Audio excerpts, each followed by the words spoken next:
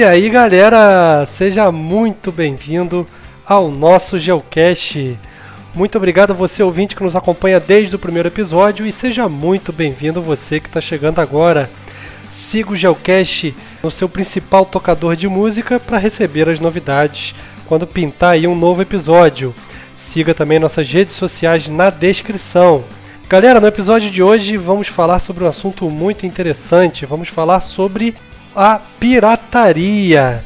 E para saber se o streaming e as tecnologias atuais conseguiram acabar com a pirataria, eu vou entrevistar Claro Pires. Claro Pires é formado em Engenharia da Computação pela Universidade Católica de Petrópolis e tem mestrado em Engenharia também pela UCP. Claro também é especialista em redes, certificado pela Cisco, e atua numa grande transnacional em especialista de redes corporativas há mais de 10 anos. Meu nome é Rômulo Weckmiller, eu tenho toda uma formação em Geografia, graduação, mestrado e doutorado pela Universidade Federal Fluminense. Equipe escalada, vamos à nossa entrevista. Fala galera, estamos de volta com mais um episódio do Geocast. Hoje é um episódio muito especial com Claro Pires. E aí, Claro, tudo bem? E aí, Rômulo, beleza? Beleza. O episódio de hoje, Claro, a tentativa ou a ideia por trás do episódio seria uma continuação aí do episódio 11, no qual, junto com o Fabrício e a Carla, nós falamos sobre computação em nuvem. Você ouviu o episódio, Claro? Ouvi, Rômulo, eu também sou ouvinte do Geocast e achei um episódio muito bom. Eu concordei com tudo que foi falado ali. E particularmente eu gostei muito da sua recomendação no final do podcast. Eu não sei se o pessoal assistiu o filme que você recomendou, O Jogo da Imitação. É um filme incrível que fala sobre o pai da computação, uma figura única aí que passou pelo nosso planeta, né? Deixa a gente pensando como que a gente perdeu uma figura como essa para o preconceito, né? Então, o que mais que ele poderia ter produzido para a sociedade? Então, assim, eu deixo a dica como o preconceito é prejudicial para a sociedade, que as pessoas assistam esse filme, que além de ser um filme incrível, com uma história incrível, deixa a gente pensando. A gente não precisa se preocupar com spoiler porque ele é baseado em fatos reais, né? Então, é que o Alan Turing ele era homossexual. Na época era um crime lá na região do Reino Unido e por isso ele foi submetido aí à castração química. Que foi o que levou ele à morte também. Imagina quantos anos nós não perdemos aí de um magnífico cientista como foi o Alan Turing, né? Então, a ciência ela precisa de ausência desses preconceitos e também investimento, né? Coisa que não faltava no Reino Unido lá da época da Segunda Guerra Mundial. Exatamente. Bom, vamos direto então para o nosso assunto de hoje. No episódio 11 a gente falou sobre a computação em nuvem, como ela surgiu e como ela impacta aí o nosso cotidiano e também a ciência. Claro, nesse episódio o Fabrício chegou a comentar sobre a tecnologia do streaming, que está bem presente hoje no dia a dia das pessoas. Talvez esteja presente há muito mais tempo e a gente não se deu conta ainda. Claro, o que é o streaming e como ele surgiu? Muita gente ouve, viram as palavrinhas da moda, né, Rômulo? Então, mas muita gente fala e não sabe o que é. O streaming nada mais é do que você executar alguma coisa remotamente, né? Então, quando você está fazendo um streaming de um filme do Netflix, aquele filme não está na sua casa. Você está dando play e exibindo um filme que está armazenado num servidor em algum local remoto. Mesma coisa para o Spotify, para a música. Então, isso é o conceito de streaming. Então, a gente pode falar de streaming de música, de filmes, e hoje em dia começa a se rascunhar talvez um streaming de jogos, que tem umas peculiaridades à parte. Mas como que surgiu o streaming, né, Rômulo? Uma coisa que a gente observa na sociedade, a gente tem uma tendência aí para os extremos, né? A gente começa num extremo, vai para o outro extremo, e depois, com um pouco de cautela, a gente consegue chegar no meio termo, que normalmente é o ideal. A computação, como o Fabrício comentou, né, ela começou lá atrás, né? A gente tem os mainframes na época, né, que eram computadores gigantescos que, para fazer uma conta, o computador ocupava uma sala, né? E nós tínhamos os terminais para usar esses computadores, entre aspas, à distância. Então, naquela época, a gente tinha era difícil ter um processamento local, né? Um computador, um notebook, era impensável, que dirá um smartphone como a gente tem hoje. Então, assim, a gente precisava acessar esses serviços remotamente. Então, a gente pode dizer que a computação ela começou na nuvem. E depois a gente tem uma evolução dos computadores pessoais, dos PCs, né, que a gente fala, o personal computer, chegando até os notebooks e etc. Mas a gente não tem a evolução da rede à altura. Então nós chegamos a ter computadores já relativamente potentes, né, com uma capacidade equivalente aos primeiros mainframes que ocupavam uma sala na mesa de uma pessoa em casa, mas a gente tinha uma internet de escada, de 56K, né? Eu não sei qual é seu público aí, Rômulo, mas entrega a idade. Quem souber o que é uma internet de escada, né? Como a gente usou bastante. Não, só faz um parâmetro aqui que representa esse número 56K. Digamos que hoje uma pessoa, qualquer pessoa tem acesso a um preço justo, a uma internet de 30, 50 mega. Faz uma comparação para a gente, só para o pessoal mais antigo, quer dizer, o pessoal mais novo ter ideia do que a gente está falando. A pessoa hoje que tem uma internet de 10 mega em casa, ela consegue baixar aí próximo de 1 mega por segundo de download. Então, hoje, quem tem aí já internet mais rápidas, fibra ótica, 100 megas, que já está até um pouco popular aqui em Petrópolis, né? Assim, popular no sentido de que é fácil você achar um provedor entregando essas velocidades. A gente está falando de um download a 10 mega por segundo. Então, em um segundo, vão chegar 10 megabits no seu computador de dados. Uma conexão de 56K, que elas nunca conectavam a 56, tá? Essa era a velocidade teórica dos nossos modems. Eu lembro que variava muito de 38 a 42K. Vamos falar 42 dividido por 8. A gente está falando de 5 KB por segundo. As nossas conexões hoje em dia são 2.000 vezes mais rápidas, Roma. Não sei se eu fui muito nerd aqui nos números, mas só para as pessoas terem uma dimensão, né?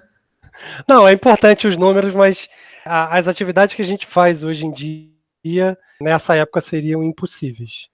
Assim, uma coisa que hoje, porque a gente para trafegar na internet, né, não basta ter a velocidade e tudo mais, mas a gente tem a questão da compressão, né, que naquela época a gente não tinha essa qualidade de compressão. Mas, por exemplo, uma foto que a gente tira hoje com uma câmera boa, né, uma Canon e tudo mais, ela tem em torno de 10 mega. Então a gente baixaria essa foto em um segundo, numa conexão atual. Enquanto que numa conexão de escada, isso demoraria 35 minutos para baixar essa foto. Já foi todo mundo para casa. Vou mostrar a foto para vocês. Deixa eu ver se ficou boa. Não, então, vai para casa. Vai para casa. Assim, e é isso. Hoje a gente ficar passando foto no Google Fotos, no Chromecast, mostrando para todo mundo é ostentação para a nossa época lá da internet de escada, né? Sim, sim. Mas fechando o nosso parênteses aqui e voltando, a gente começou nos mainframes lá atrás, depois nós tivemos esses computadores com a capacidade dos mainframes em casa, mas com uma internet como essa. Eram computadores que conseguiam processar uma foto nessa capacidade já não eram computadores assim tão arcaicos, mas com uma internet dessa, que limitava muito. Então, num dado momento, a gente tinha um equipamento gigantesco que a gente precisava acessar remotamente, e ele só mandava texto, coisinha boba. Então, essa conexão lenta atendia. Num segundo momento, a gente tem os computadores pessoais em casa, já movendo o volume de dados, as primeiras câmeras digitais e etc. Scanner era muito famoso nessa época, o pessoal escanear as fotos que tinham reveladas, né? E a gente não tinha conexão. Então, o streaming começa quando a gente começa a ter uma velocidade suficiente para exibir essa foto, como eu dei o exemplo, sem ter ela localmente. Então, imagina que você queira passar um álbum de 100 fotos para sua família, que foi na sua casa, num jantar. Eu vou aqui mostrar no computador para vocês 100 fotos. Tem uma velocidade de download aí de 1 segundo por foto. Você não precisa ter essas fotos locais ocupando o espaço de 100 fotos no seu computador ou no seu smartphone. Você vai passando as fotos, a internet funcionando direitinho, você vai vendo. Agora, 34 minutos por foto, você tem que baixar essas fotos com antecedência, fazer o download, e quando as pessoas forem na sua casa ver essa foto, tem que ser offline, porque senão ninguém aguenta 35 minutos por foto, né? Só para contar uma história aqui, eu lembro há mais ou menos aí uns 15 anos atrás, em 2005, os memes, ainda não, o pessoal não usava esse nome, mas eles estavam começando a aparecer na internet, né, junto com o YouTube, que nem era do Google ainda. E eu lembro que eu queria mostrar para um amigo um novo vídeo de um canal que eu seguia. Ela não era nem um canal no YouTube, era um site que lançava seus vídeos no YouTube. E não era E nem eu, seguir, você entrava no site e viu o que tinha de novo, né? sim, exatamente. Aí o que eu fazia? Eu entrava no YouTube, dava play, dava pause e ia lanchar. Porque o tempo que eu ia lanchar ali, 10, 15, 20 minutos, era o tempo que eu precisava para a minha tela do YouTube carregar o vídeo completamente. Olha que coisa absurda. Imagina se o streaming existisse nessa época, como já existia, só estava esperando ali o avanço da rede, né? Mas por que que o YouTube então existia? Muitas pessoas vão se perguntar, né, Rômulo? Por que que o YouTube existia se o Rômulo não tinha que almoçar para esperar um vídeo carregar? Como é que o YouTube se sustentava? Hoje em dia, o mundo está mais ou menos equilibrado em relação a esse tipo de conectividade. A gente ainda tem problemas em algumas regiões, mas durante muitos anos, as conexões decentes de internet se concentravam nos Estados Unidos. Então, nos Estados Unidos, as pessoas já tinham conexões suficientes para dar play num vídeo sem precisar ir almoçar. Aqui no Brasil, nós ainda não tínhamos. E outra coisa, os vídeos não eram em Full HD, 4K, era. Você lembra, né, Romo? Você tá falando Era, isso tudo aí para ver um videozinho de uma qualidade péssima, né? de 480 pixels lá, sei lá, era muito pequeno. E quanto que era, né? Começou com 144, depois o 360p a gente já achava legal. Hoje em dia o 480p já não é bom para nossa. Agora a gente está voltando a essas épocas, né? Em época de quarentena, então a TV está passando uma série de jogos, né? Eu gosto muito de esporte e eventos antigos. Hoje eu tive a oportunidade de ver uma corrida do Senna de 88. Estourou o pixel aqui na televisão que eu quase não consegui assistir. Exato, porque naquela época as televisões eram até de tubo, né? Era um conceito diferente para poder Sim, exibir. E então, assim, o que eu acho interessante é nós explicamos o que é o streaming, então, né? Que seria o conceito de você dar play em um arquivo remotamente, que não está no seu computador, não está na sua máquina, não está no smartphone. E o streaming ele se torna viável a partir do momento em que nós temos velocidade de rede suficiente para dar play nesse arquivo sem que ele venha para o seu computador. Como é que a gente faz isso? A gente assistindo um filme, né? A gente consegue medir a taxa de dados que ele transfere para o seu computador ali, para o seu monitor, a taxa de dados de exibição daquele conteúdo, né? Dependendo da qualidade do áudio, do vídeo. Então vamos assumir aí que 1 mega por segundo seria o suficiente. A partir do momento que a gente atinge esse valor, já é viável fazer o streaming. E foi um trabalho em duas vias, né? A conexão de internet aumentando, e você vai lembrar, Romulo, lembra quando surgiram os primeiros MP3, MP4? Por que eles foram tão famosos e tão marcantes? Porque eles faziam uma compressão em que nós tínhamos uma música com a mesma qualidade que a gente estava habituado a ouvir no CD, uma música que tinha 3 mega, 5 mega, já numa compressão alta, né? Então, quanto mais compressão nós tivemos e maior a velocidade da rede, a gente tinha arquivos menores numa rede um pouquinho mais rápida. Isso é que viabilizou o streaming, faz sentido? não, e você falou agora, me lembrou. Eu tenho um amigo chamado Tiago, que a gente chamava ele na época de adolescência como o Highlander da informática. Por quê? Olha que coisa, hoje é uma coisa idiota, mas na época ele foi o primeiro que eu ouvi falar que fazia isso, ele pelo menos do meu círculo de convivência. Ele pegava um MP3 desses de 128, ele descobriu que apesar de se chamar MP3, ele reconhecia aquele formato WMA, que é o Windows Media Audio, né, da Microsoft. E aí ele compactava as músicas, transformando em WMA, e no MP3 de 128 ele botava mais de 200 músicas. Óbvio, a qualidade era discutível? Era, mas o fone de ouvido dele também era, então ficava tudo certo. Exato. Então, esse aqui é o segredo do streaming, né? O codec, né? Ou a compressão que a gente pode fazer no arquivo e a qualidade da conexão. Esse que seria o ponto inicial para o streaming. E aí, muito se fala, né, do Netflix. Muita gente acha que o Netflix é uma empresa de produção de conteúdo, né? Eu classificaria muito mais eles como uma empresa de dados, interpretação de dados e de algoritmos de compressão, né? Porque o que eles fizeram, hoje você consegue assistir Netflix até numa torradeira, se a sala tiver tela, porque os caras, eles conseguem detectar a velocidade da sua conexão, né? Eu não sei se vocês já repararam naquela tela que faz um pan tradicional do Netflix ali, quando está começando. Sim. Aquele momento é quando o Netflix está avaliando a sua conexão. E tem o conceito de buffer, né? Porque a internet a gente sabe que dá aquela engasgada. É muito simples a gente ver isso numa conexão de Skype, de WhatsApp ou alguma coisa de streaming de voz e vídeo, né? Uma videoconferência. Porque o computador não sabe o que você vai falar em seguida. Então, se a internet agarrou, você agarra. Agora, no YouTube, ele já sabe o que vai ser exibido em seguida, porque aquilo foi gravado. Então, existe um conceito, Romulo, chamado de buffer. Buffer nada mais é do que você fazer uma reservinha para o futuro. Então, você está lá assistindo um vídeo, o buffer ele vai segurar aí 30 segundos no futuro, 40 segundos. Então, se você vê lá que ele tem 1 minuto de buffer, você pode desligar o seu roteador, que você vai ver que você ainda vai assistir 1 minuto de vídeo antes dele agarrar. E se você desligou o seu roteador e ligou de novo, em 1 minuto ele religou, o seu vídeo não vai nem parar. Ele vai começar a consumir o buffer, quando a internet voltar, ele começa a fazer o próximo buffer. Sim, e interessante que o streaming, além de toda essa questão técnica, né, que você falou pra gente, já do ponto de vista do consumidor, né, que é o meu ponto de vista, ele deu uma liberdade, porque afinal de contas, antes da chegada dessa tecnologia, que precisou aí, como você explicou muito bem, do avanço das redes, qualquer tipo de entretenimento, música, filme, jogo, que você ia procurar na internet, ou você pagava um preço muito caro para consumir esse conteúdo, ou você procurava esse conteúdo aí de uma maneira alternativa, que a gente chama de pirataria, né? Na sua visão, o streaming, ele ajudou a conter a pirataria, diminuir a pirataria, ou não é por aí? Olha, Romulo, é uma questão complexa, né? Até quase filosófica, mas se eu puder dar uma opinião aqui, né?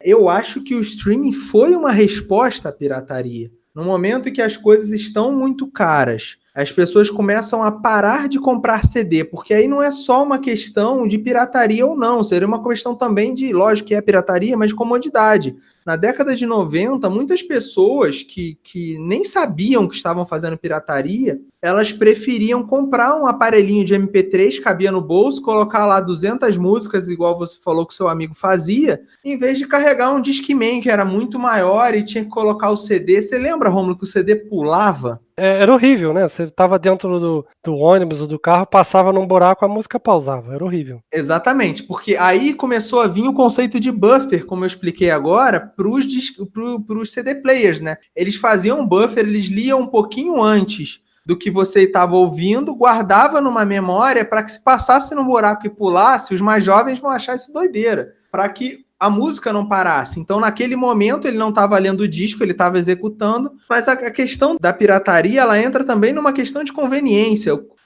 Eu não lembro, Romulo, quantas músicas cabiam num CD, você lembra? Não era muita coisa, eram 80 minutos. 80 minutos e se for de dados, 700 mega, né? Vamos colocar aqui 80 minutos dividido por 3 minutos. Mas nem era isso tudo, mas assim, 26 músicas. Vamos falar que a gente tinha 20 músicas, 22 músicas num CD. Sim. Então, para alguém andar com a equivalência de CDs que o seu amigo andava no MP3 dele, a gente está falando aí dessa pessoa andar com quase 10 CDs e trocar de CD no meio da rua ou no meio da viagem. É um absurdo pensar isso hoje em dia.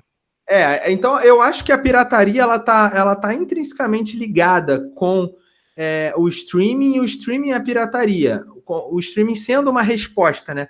Porque as pessoas não queriam mais carregar o CD, então o que as pessoas que queriam fazer legalmente faziam era comprar o CD original e compactar para um MP3. Só que isso ficava muito vago, porque era fácil copiar aquele arquivo. Então, até que ponto a pessoa seria honesta de só ter no MP3 dela CDs que ela possuía em casa, né?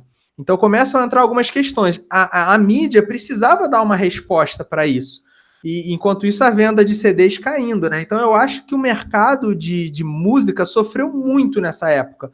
Porque um arquivo de música ele é relativamente pequeno, fácil de ser baixado nessa época, enquanto que um arquivo de vídeo já seria muito mais difícil, né? Se a gente está falando de 34 minutos para uma foto, né?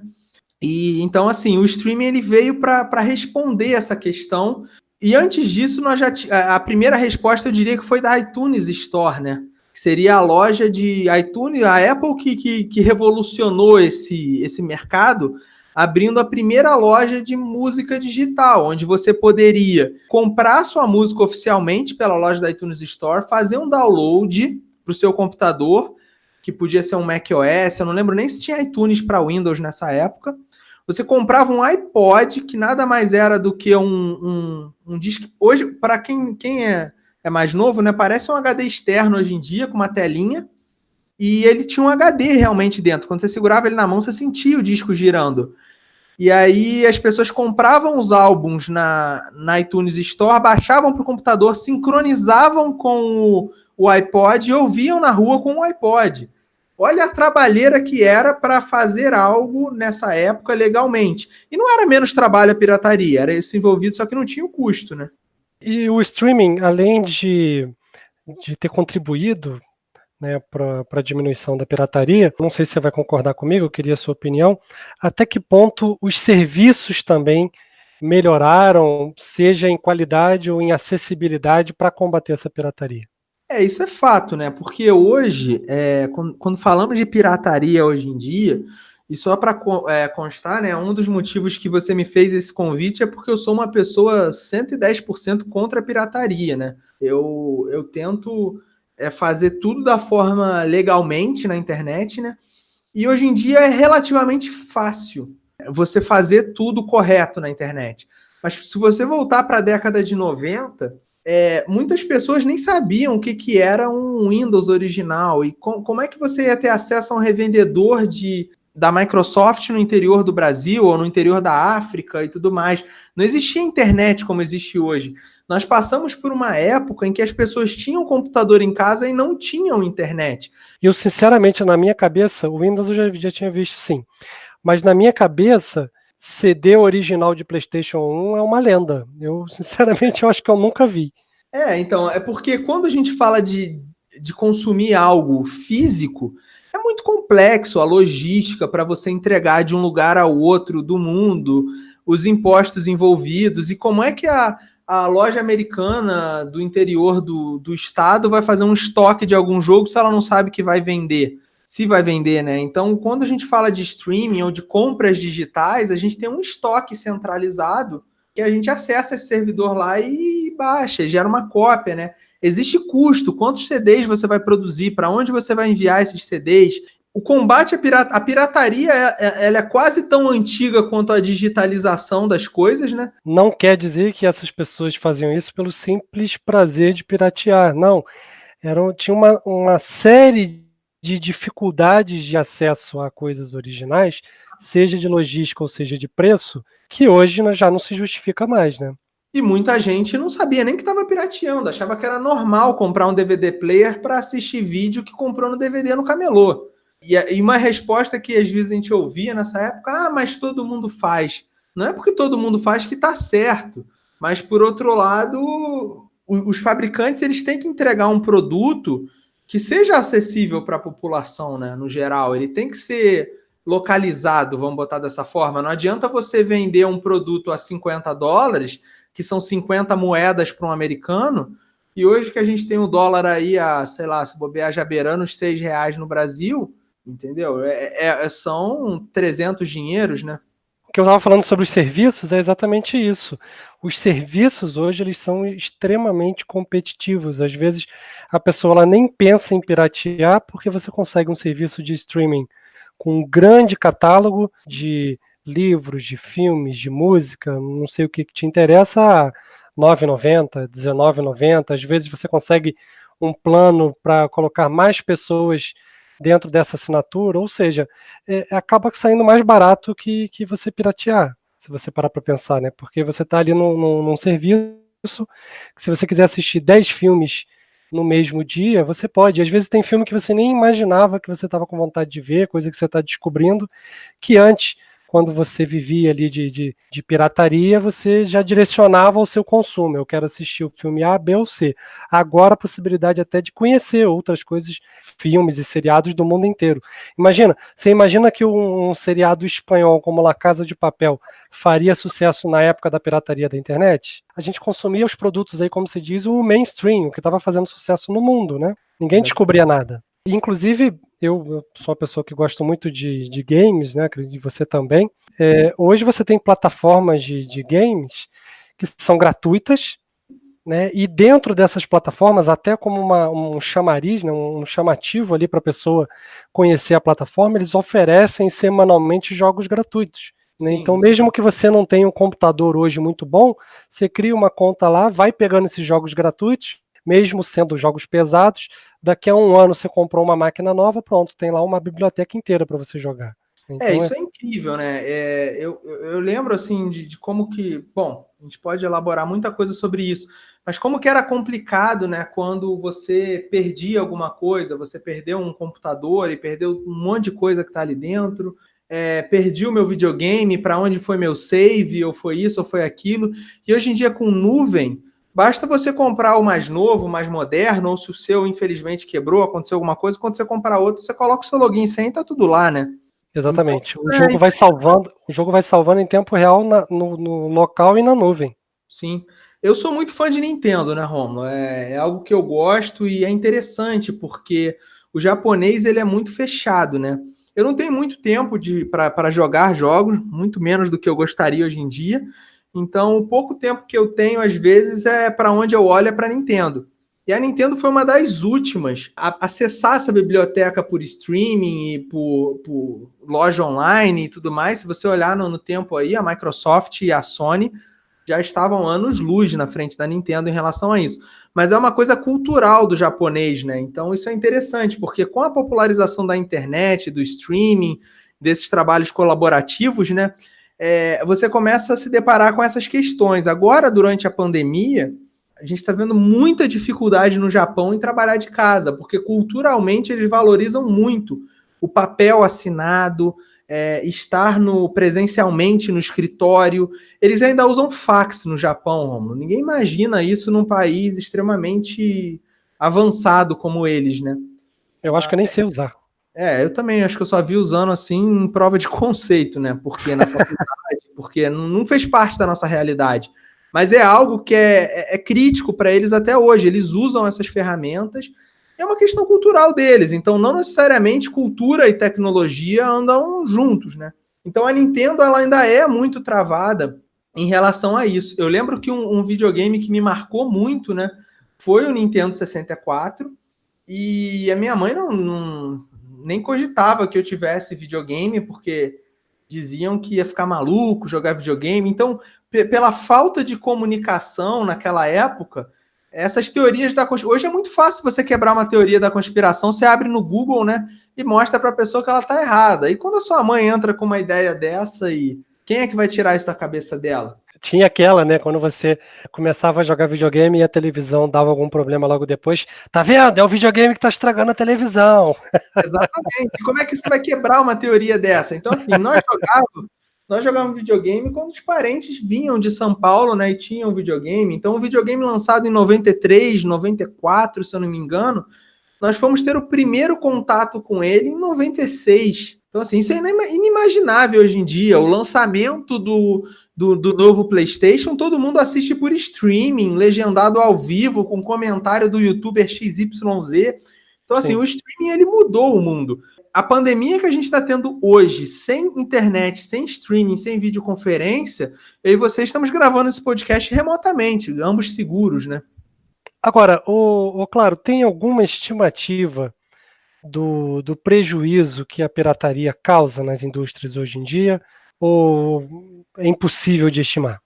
Olha, Rômulo, eu nunca fiz uma pesquisa a respeito de estudos em relação a isso. É possível que exista alguma coisa, mas a gente pode fazer um exercício aqui de elaborar sobre isso, porque a pirataria ela é um pouco, eu percebo, né, no meio computacional, ela é um pouco tabu, né? Então é um assunto complicado de ser falado e eu vejo que as próprias empresas às vezes lidam com isso como um tabu. Como é que a gente pode saber então que é um grande prejuízo? Quando a gente observa o grande investimento que é feito na segurança dos dados, nas redes de computadores, para que hoje em dia, com a globalização, né, você tem muitos editores que estão num país, produtores em outro lugar, e a direção de som está em outro lugar, mesmo que seja dentro dos Estados Unidos. Só de você ficar trafegando esses dados para lá e para cá e alguém capturar isso na rede, é assim que nasce a pirataria, né? Quando vaza alguma coisa, isso é publicado ilegalmente, né? Então, baseado no investimento que nós vemos em cima dos provedores, né, de serviço e tudo mais, para a segurança desses dados, a gente imagina que o prejuízo da pirataria ele seja enorme, né? Por isso que a indústria vem competindo cada vez mais com a pirataria em questão de acessibilidade, né? Em preços populares, em qualidade de catálogos. Então você vê aí grandes empresas de streaming de vídeo, né? De filme, de série, quase que se degladiando para ver quem consegue os grandes lançamentos ou lançar os melhores conteúdos originais. O grande exemplo disso talvez seja o Oscar agora de 2020, né, que conseguiu acontecer aí quase um pouquinho antes de estourar a pandemia nos Estados Unidos, lá em fevereiro. Pela primeira vez, o estúdio que teve a maior quantidade de filmes, documentários e animações indicadas, não foi um estúdio tradicional, foi o Netflix. Então isso já mostra aí o caminho que essa indústria está tomando, né? Mas mostra também como que o ser humano ele é engessado, né? E é difícil a gente sair da inércia. Porque eu não sei se você observou sobre as regras do Oscar, né? Para concorrer ao Oscar, você precisa ficar. O seu filme tem que ser exibido nas salas de cinema de Los Angeles por uma semana, em 3 horários. Depois vocês pesquisem sobre essa regra, é algo muito específico. Então o Netflix ele foi obrigado a colocar alguns filmes deles no cinema para que possam concorrer ao Oscar. Isso é inimaginável.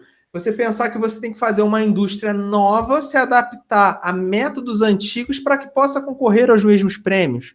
Tecnologia, Romulo, é como se fosse uma força da natureza. Você não contém um tsunami, você desvia o tsunami. Você não contém o rio, né? Então, assim, sobre essa questão do Oscar, a tecnologia, sim, ela evolui, como você mesmo comentou no episódio, né? Que hoje você não consegue ensinar para o seu irmão mais novo algo que já está mudando tão rápido. E o cinema não foi tão afetado assim, o Oscar, né, por essas tecnologias, porque as salas de cinema ficaram melhores, 4K e a som Adobe Atmos, isso e aquilo, mas as pessoas continuam indo à sala de cinema comendo pipoca e assistindo o Oscar. E aí, de repente, a gente tem um Netflix que seria a primeira disrupção, em que você tem filmes de qualidade, em que as pessoas não foram no cinema, compraram pipoca e assistiram filme. Então, eles obrigaram o Netflix a botar o filme no cinema para que eles estivessem nas regras, mas agora, recentemente, o Oscar, para o ano que vem, ele já quebrou essa regra, que o filme não precisa estar nas salas de cinema para concorrer ao Oscar. Simplesmente porque com o Covid-19 a gente não sabe quando as salas de cinema vão reabrir. Então, se eles mantivessem essa regra, possivelmente não ia ter filme concorrendo ao Oscar ano que vem por causa do Covid. E vale completar rapidinho que o Oscar exigia que estivesse nas salas de Los Angeles porque ele é um prêmio dos Estados Unidos, ele não é um prêmio global. Né? Tem gente que acha que o filme, para ser bom, tem que ganhar Oscar. Não, existe o Urso de Ouro, que é da Alemanha, existe o BAFTA, que é da Inglaterra, o Cannes, que é lá da França, ou seja, cada país dá a sua premiação. Não é à toa que um dos prêmios lá do Oscar é melhor filme estrangeiro. Se fosse um prêmio global, não precisaria dessa categoria, né? Exatamente, mas em todas as premiações existe alguma coisa engessada relacionada ao cinema, até por causa do lobby da indústria, né? E o Oscar, tão famoso quando sendo quebrando essa regra, mesmo que seja por um motivo externo, como o Covid, já mostra a tecnologia, essa força da natureza. Se você não nadar junto com essa onda, você é engolido pela onda da tecnologia, né? Mas, claro, você concorda? A Carla falou uma frase muito interessante lá no episódio 11, né? Ela falou que antigamente o avô ensinava uma atividade pai, né, para o próximo da linha sucessória, que ensinava para o neto, etc, etc, e aquela tecnologia se mantinha, porque uma tecnologia durava no entorno aí de 80 anos nesse período pré-internet. Hoje as tecnologias se renovam em 5 anos, né, então às vezes a legislação não consegue acompanhar, né, vou até levantar a bola para você, a gente estava conversando um pouquinho antes de gravar sobre uma nova questão aí de mudança na legislação em relação a testamentos, né? Fala pra gente, conta um pouquinho sobre isso que é muito interessante. Hoje em dia a gente está comprando e-book, a gente está fazendo assinatura de Spotify, pode comprar filme na Google Play. E, como você falou, muitas vezes as pessoas as empresas, né, elas colocam alguma coisa de graça numa promoção. No Kindle, agora com essa quarentena, né, tiveram editoras como a LPM, que durante 30 dias eles liberaram um livro gratuito todo dia. Então, só da LPM ali eu tenho 30 livros na minha biblioteca. E aí, Rômulo, e quando eu morrer? Antigamente, se eu juntasse esses livros todos numa biblioteca, isso era uma herança para minha família. Se eu fosse uma personalidade, para fazer um museu com os livros que eu gostava de ler e tudo mais, ou se minha família não se interessasse por livros, elas poderiam pegar esses livros e vender. Então é interessante, porque quando você compra um CD, um DVD, um VHS, seja lá o que for, você adquiriu também um bem. Se eu converto toda essa minha biblioteca digital, desses anos todos fazendo tudo legalmente, para físico, existe um valor em cima disso, Rômulo. E como que a sociedade vai lidar com esse testamento digital? E aí, você morreu e todo aquele material digital que você juntou a sua vida inteira, o seu neto não vai poder ouvir os CDs que você tinha, que você gostava. Como é que fica isso, né? Isso é uma discussão que está aparecendo hoje em dia. Já vi alguns artigos sobre isso, né? Que estão levantando essa questão do testamento digital. O Facebook ele é um pouco mais novo, né? Então, assim, o Facebook não sabia como lidar quando uma pessoa falecia.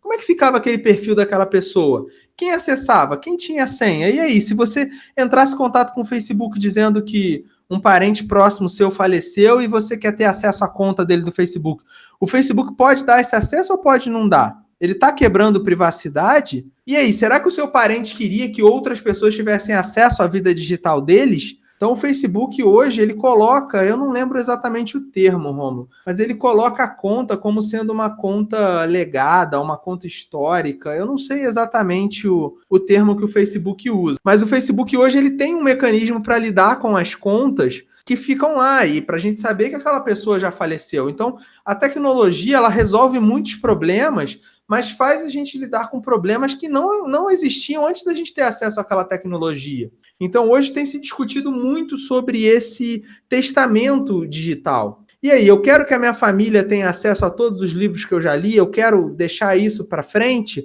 ou eu quero que, se eu falecer, alguém avise o Google e o Google delete todo o meu histórico virtual? Isso é um tema hoje em debate, né, Romulo? E lá nos Estados Unidos já houve casos de pessoas processando, entrando em contato com as grandes empresas, né, tentando ter acesso a esse conteúdo digital, porque você pode pegar livros grátis, como você pode comprar um e-book por R$30.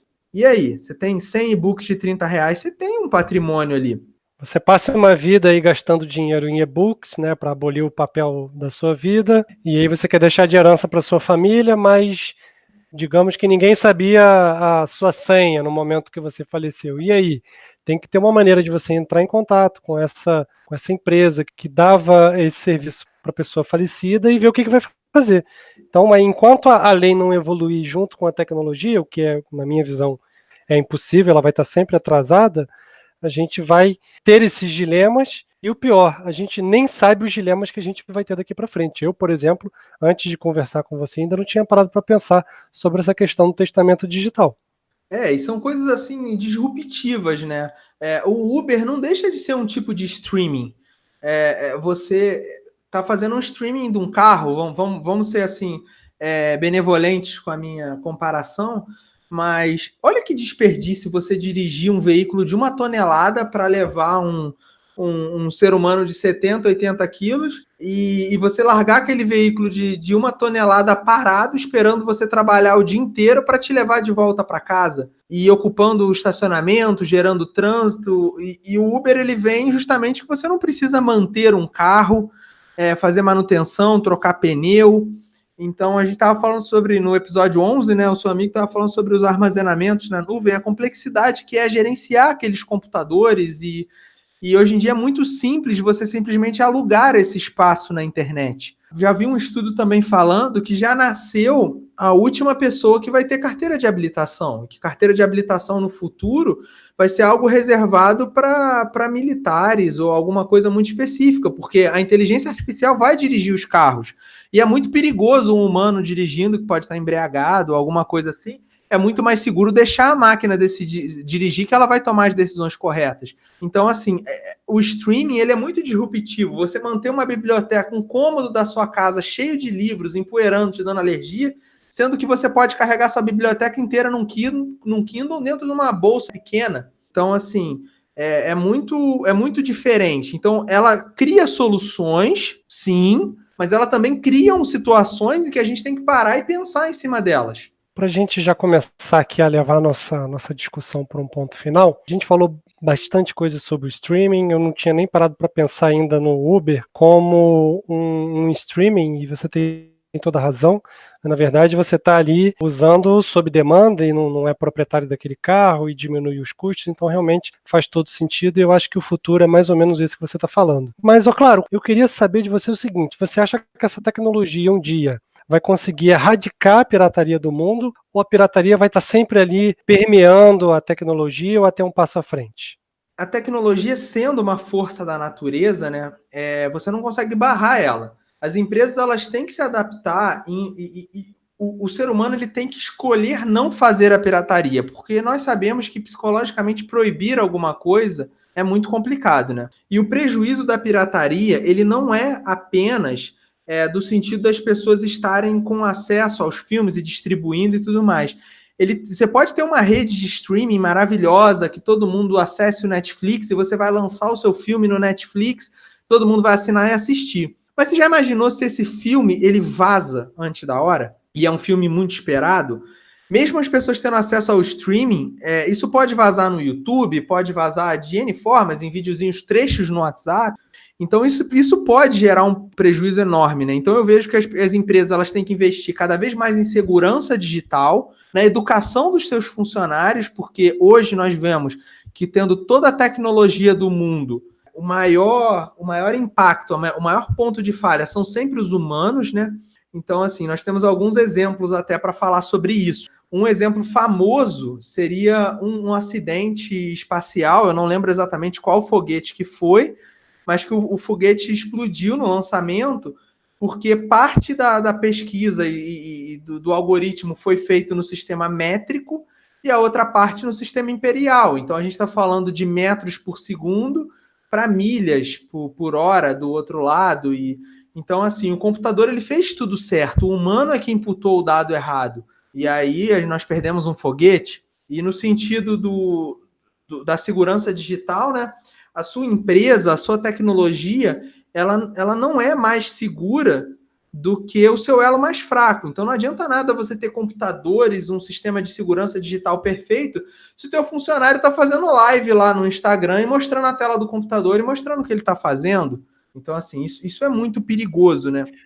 Um exemplo mais próximo aí dos ouvintes, ou pelo menos que eu já cansei de ver, é a pessoa postando, vai viajar e postando a foto da passagem com todos os dados ali da passagem, os dados pessoais, para essa passagem ser cancelada, um troll da internet aí resolver fazer uma brincadeira, não custa, né?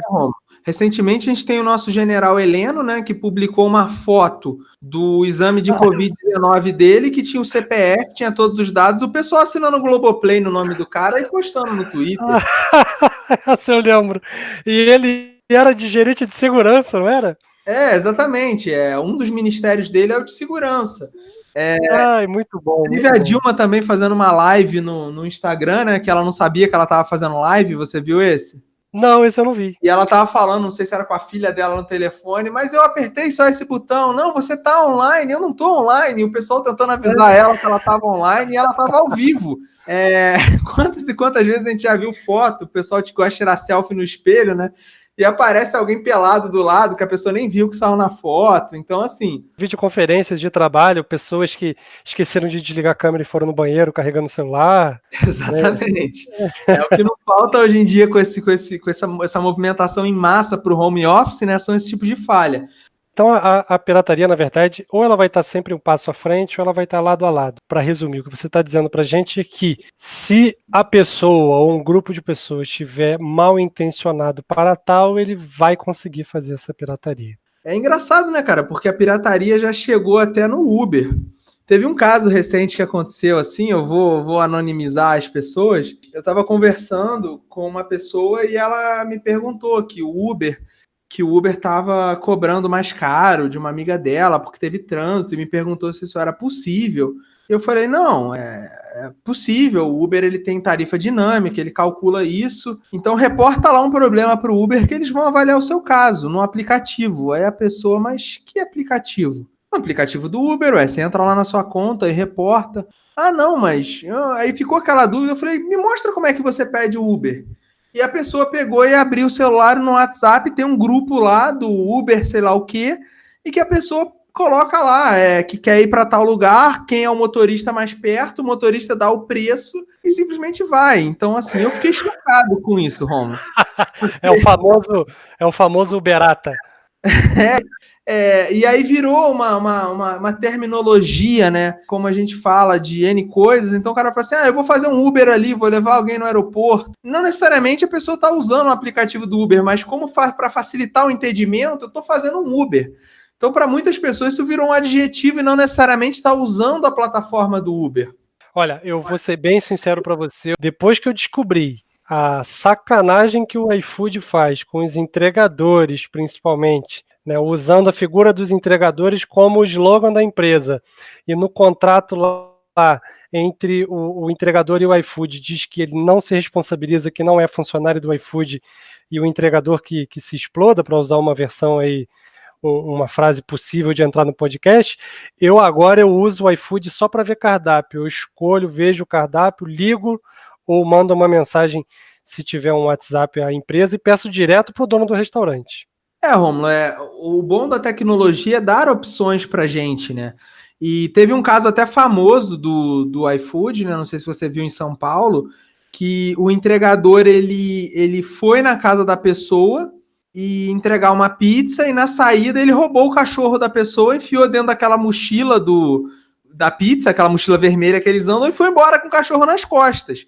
E aí foi um caos, porque a pessoa reportou o problema no iFood, o iFood diz que o entregador é ou não é, a justiça vem em cima, eu sei que no final das contas é o nome do iFood, deu um problema absurdo e o cachorro apareceu de volta. Mas assim, são discussões muito atuais, né, Rômulo, sobre o próprio Uber tem isso, o Uber é ou não é funcionário, e agora nessa pandemia o motorista tem algum direito com a empresa, não tem? É aquilo que eu falei mais cedo no podcast, a tecnologia ela vem para resolver problemas que nós não tínhamos antes dela. Então agora a gente tem discussões de leis trabalhistas, até uma coisa que você falou que me encucou no episódio 11, que foi sobre a questão dos empregos e tudo mais. Você imagina antes da Revolução Industrial o pessoal lá no arado. Quando veio as máquinas, isso acabou com aquele monte de gente que trabalhava, veio o trator. Mas criou o cargo de mecânico de trator. Como é que você vai ter mecânico de trator se nem existia trator? Então, assim, tem muita coisa que a gente precisa se atualizar. A gente está num momento muito importante de transição da tecnologia. Então, o entregador, ele é ou não é funcionário do iFood? O motorista do Uber é ou não é funcionário da empresa? A gente não tem essas respostas, Romulo.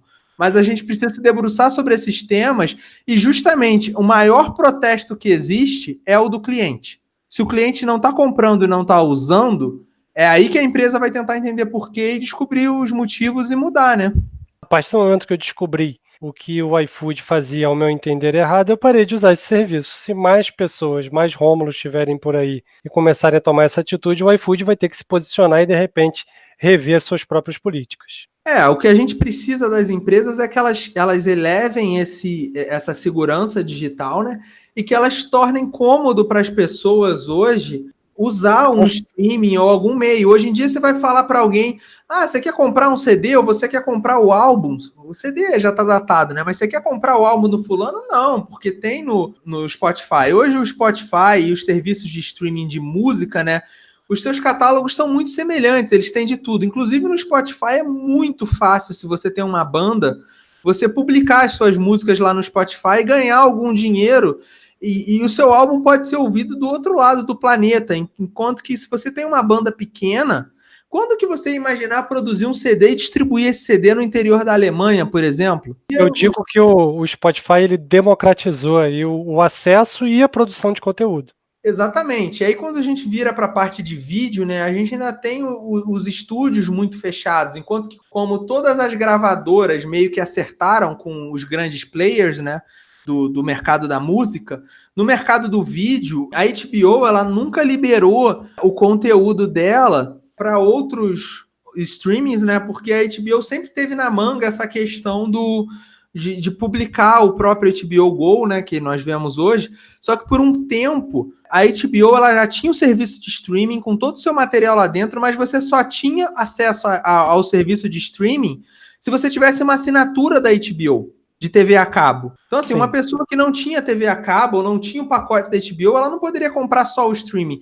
E nessa época eu lembro que eu não tenho TV em casa, né? Eu assisto tudo por streaming. E eu queria ter acesso ao conteúdo da HBO, mas só se eu colocasse uma TV a cabo em casa. E eu lembro que na época do Game of Thrones eu cheguei até a colocar uma TV a cabo em casa, justamente para ter acesso ao HBO Go e assistir por streaming. Então eu instalei, quase a questão do Oscar, né? Eu instalei um cabo arcaico para não usar, justamente para ter acesso ao login e assistir o HBO Go. E aí, mas para cada Claro que fez isso, milhões de pessoas recorreram à pirataria, porque era mais exatamente. Cômodo. E aí, por isso que as pesquisas mostraram que a pirataria do material da HBO não diminuiu, mesmo com o streaming dela, porque o streaming dela não era democrático, não era acessível.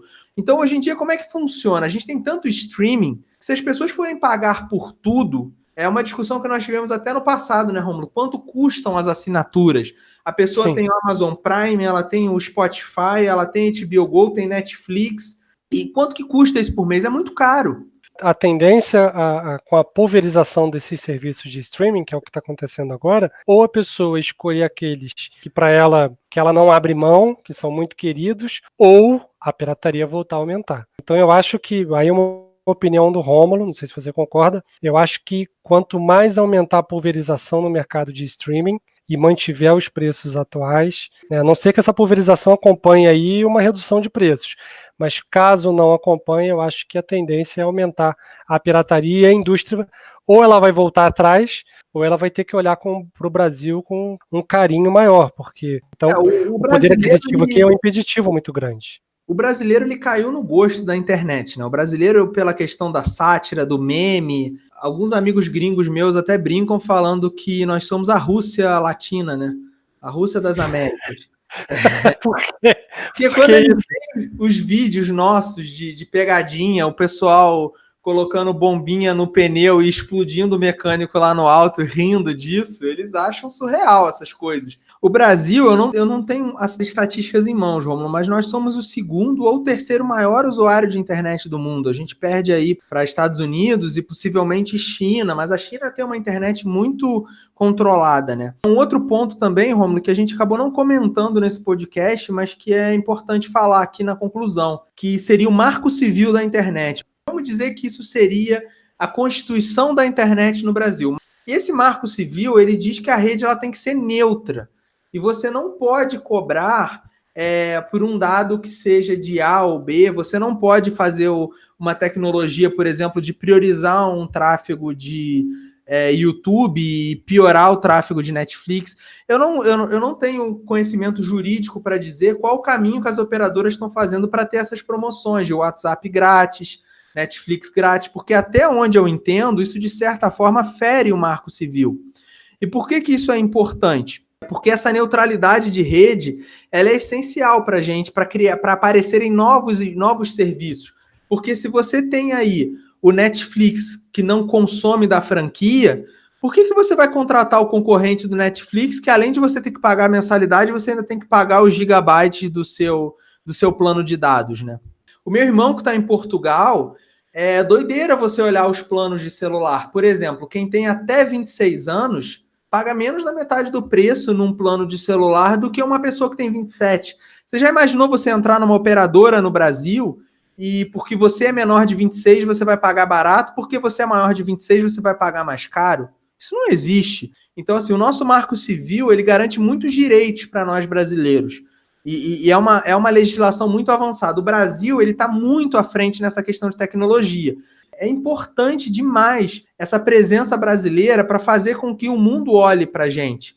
Porque quando nós não somos expressivos, não, é só o Brasil, não precisa fazer isso para eles. Agora, quando nós somos o segundo, terceiro maior consumidor de mecanismos digitais, internet, WhatsApp, Spotify, seja o que for, as empresas elas têm que tropicalizar esse serviço, né? Elas têm que cobrar em real, num valor. Se esse serviço custa $10 lá fora, são 10 dinheiros para o americano. Então a gente tem que cobrar 10 dinheiros do brasileiro, que são R$ 10. E não é o equivalente a R$ 50, os $10. Se a gente puder deixar uma mensagem aí para o final do podcast, é que não só toda essa transição, essa mudança, tecnologia, o streaming, o Brasil hoje, pelo menos do ponto de vista dos clientes, dos usuários, nós somos muito expressivos. Já há muitos anos, grandes jogos de videogame, não só grandes jogos, às vezes até médios, jogos indie, tem uma dublagem em português do Brasil, né? Já tem essa atenção. Grandes empresas de streaming, né? Netflix, Amazon, enfim, a gente já falou ao longo do episódio, estão investindo em produção de séries brasileiras, né? Então, eu acho que a tendência é o mundo olhar mais para o Brasil, e eu estou pensando em pegar esse finalzinho que a gente conversou, fazer um arquivo, colocar num pendrive e mandar para a Nintendo. Quem sabe assim eles percebam que o Brasil existe, né? E voltem para o Brasil, porque, né, talvez a gente mandar e-mail eles não vejam. Se chegar um pendrive lá, talvez aconteça, né? Mas assim, falando sobre a Nintendo, né? Até a Nintendo tá vendo o Brasil. Ela viu que o Brasil era tão expressivo que ela abriu uma eShop no Brasil sem vender os seus equipamentos no Brasil oficialmente ainda. Então isso mostra a força do Brasil na internet. Mas o que eu gostaria de deixar nesse programa, Rômulo, para os jovens, é que existe um mercado de tecnologia, existe um mercado muito forte que pode ser explorado no Brasil. Nós vamos precisar de programadores, de especialistas em rede para esse futuro que nos aguarda. Até a Carla comentou no episódio 11, né, que o futuro inevitavelmente vai passar por essas tecnologias e a educação vai ter que se adequar. E tão importante quanto você aprender uma língua estrangeira como o inglês, seja você aprender uma língua de programação. Exato, e assim, se a gente for falar também do episódio 11, que vocês comentaram dos mapas, né, eu particularmente gosto muito de usar o Waze. Não sei se todo mundo sabe, mas o Waze é uma empresa israelense. Como é que os israelenses eles mapearam o mundo todo? Simples, eles observam os carros andando e é extremamente preciso, porque os carros dando os dados para eles, quando tem um desvio de rota, o Waze atualiza rapidinho. E o Google foi lá e comprou o Waze, e agora os dados do Waze alimentam o Google Maps e vice-versa. Mas a questão também é que a concorrência ela deixa de ser local. Então, hoje, uma empresa no interior do Brasil ela pode ser disruptiva para o mundo, como uma empresa de Israel ou uma empresa da Índia, ela pode ser disruptiva. Quem sabe os ouvintes agora, que ainda são estudantes e estão ouvindo esse episódio do Geocast, vão ser os próximos disruptivos aí, com novas startups. Exatamente. O WhatsApp foi vendido por $1 milhão, se eu não me engano. Foi um cara que criou. E olha o que é o WhatsApp hoje, as empresas atendendo para o WhatsApp, a gente fazendo nessa pandemia, fazendo pedidos e resolvendo tudo para o WhatsApp, e foi algo que alguém criou em casa, vendeu por uma fortuna para o Facebook, né?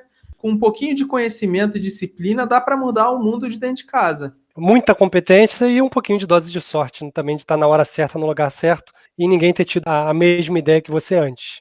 Claro, gostaria de te agradecer, tocamos em vários assuntos. A pauta inicial era falar sobre pirataria, mas a gente falou sobre o streaming, sobre tecnologia, pirataria em si, algumas discussões sobre o futuro, então eu acho que foi muito engrandecedor para todos os ouvintes aí. Muito obrigado pela sua presença. Obrigado eu, Rômulo, por deixar eu participar do seu podcast. Assim, se tiver algum assunto que eu possa contribuir no futuro, eu me disponho.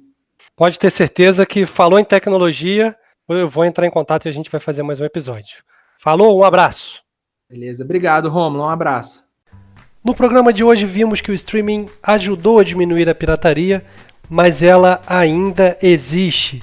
Claro Pires destacou alguns pontos importantes no combate à pirataria, e o principal deles é a facilidade que nós temos hoje em consumir conteúdos originais, na medida em que temos aí streaming de áudio, de vídeo, serviços de games, etc., com grandes catálogos a preços populares.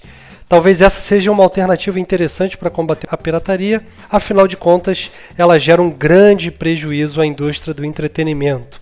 Foi mencionado também no episódio que a produção brasileira está em alta por esses serviços. E eu vou deixar 2 dicas culturais aqui de produções brasileiras que estão fazendo sucesso.